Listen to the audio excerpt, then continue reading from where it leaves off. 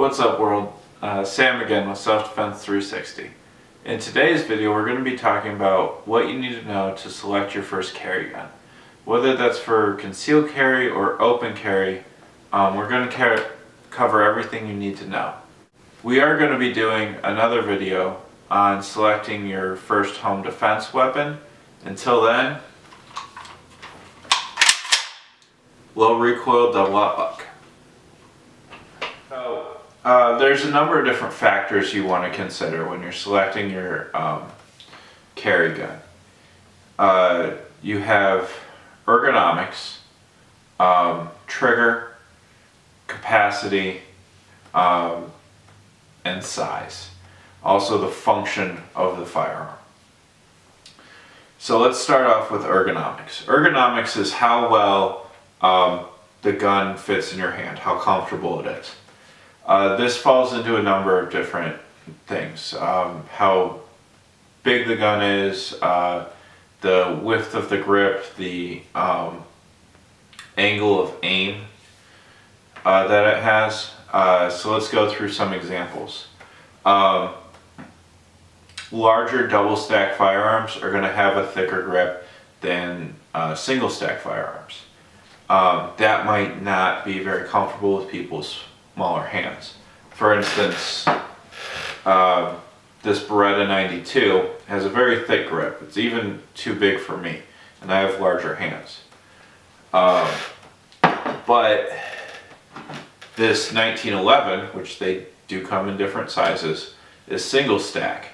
So it's actually got a relatively thin grip, which is comfortable for just about everybody, including people with smaller hands. And then you have very small guns like the subcompact Ruger LC9S Pro, which is very thin. Now that might be too small for some people, especially when you're managing recoil. And when I talk about angle of aim, it has to do with how your wrist and hand line up on the grip when you're looking through the sights. So the angle of aim on this Chiappa Rhino is going to be more extreme than the angle of aim on a 1911. And it really ends up being what's more natural for the person as a shooter. Next, we're going to talk about the trigger. There's two things you need to consider when you're talking about a trigger. The type of trigger system and the weight. They kind of go hand in hand. When you're talking about the action of a firearm, you have three basic types. You have a single double action, like this Beretta 92. And what's unique about this, what makes it a single double action, is the very first trigger pull has to pull back the hammer. So it's very long and it's very heavy. After that trigger pull, however, the hammer will be locked back due to the action of the gun, making the follow-up shots have a very short and light trigger. You have striker action firearms and you have double action only firearms. Now once they're racked, the trigger is engaged, and every trigger pull until you run out of ammo will be exactly the same. It's the same thing on both. The difference is this one has an internal firing system, that one has a firing hammer. I suggest striker double action only because of the consistent trigger pull. When you're selecting a firearm, get permission and try to dry fire the gun in the store before you buy it. It'll give you an idea of what the trigger feels like and what the ergonomics feel like. The next two things that you want to consider, you'll actually have to train with the firearm or shoot it. And that's going to be recoil and function of the gun. Recoil depends on two factors. the size of the firearm and the size of the cartridge the firearm shoots. 22 is going to have little to no recoil. 357 Magnum is going to have quite a bit of recoil. And anything in between. That being said, I do not suggest anything under a 380 for defensive usage. Yes, you can stop a threat with a 22. I don't suggest trying it.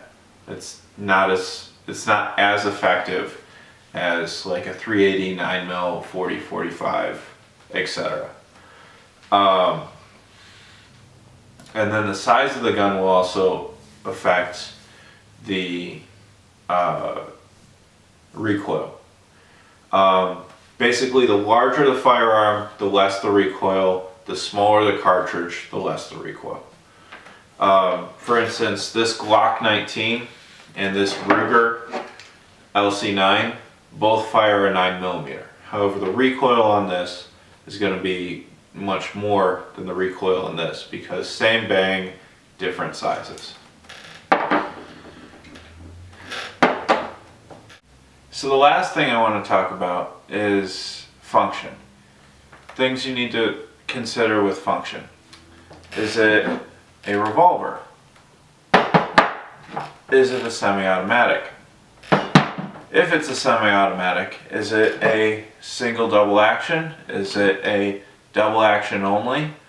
Or is it striker fired? The one thing I will tell you is you don't want to carry a single action only revolver.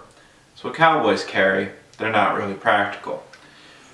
The Yankee Marshal actually posted several videos explaining the differences between the different kinds of semi-autos and the different kinds of revolvers, and those will be posted in the description below. When it comes to safeties, you need to figure out what you want, what you're comfortable with. Do you need a thumb safety? Are you comfortable with the trigger safety? If you're carrying a revolver, then your safety is simply going to be the heavy trigger pull. These are all things to consider. The last part of function is going to be between revolvers and semi-autos as a whole.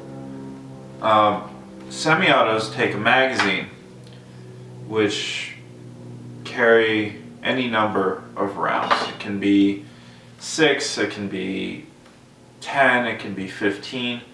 Revolvers, however, carry their rounds in the cylinder. Those cylinders usually max out at about 6 to 8 rounds. 8 being on the high end, it's usually hard to find. Capacity may seem to make or break it for you between revolvers and semi-autos. But the thing is that revolvers are very reliable. And when they have a malfunction, it's usually much easier to clear. Semi-autos, however, can have more malfunctions and different kinds. Therefore, they take more training to learn how to clear them in a high stress situation. So make sure you get that training if you choose to go with the semi-auto. My personal preference for a carry gun is going to be something like this Glock, a striker fired pistol. The reason I like it is because it's got a very consistent trigger pull and the function is consistent every single time. Also, it doesn't have a rear hammer like this 1911 that might hang up on my shirt or other clothing if I need to draw it in a quick situation. That being said, that's only my personal preference. There's a lot of options out there, so make sure you get whatever you're most comfortable with. So to recap, when choosing your first carry gun, you want to figure out what you're most comfortable with, what capacity you're looking for, and the size you're looking for. Because size will affect how you carry and how comfortably you carry. That is something we'll go over in another video, is different methods of carrying a firearm. The last thing I want to discuss is don't spend more than $600 on your first firearm. I'd rather you spend that extra money to go towards training. At the same time, don't spend less than $250 because you don't want to get some cheap piece of crap that won't work. And the number one priority is that it goes bang every time and hits where you want it to hit. Until next time, live long and prosper.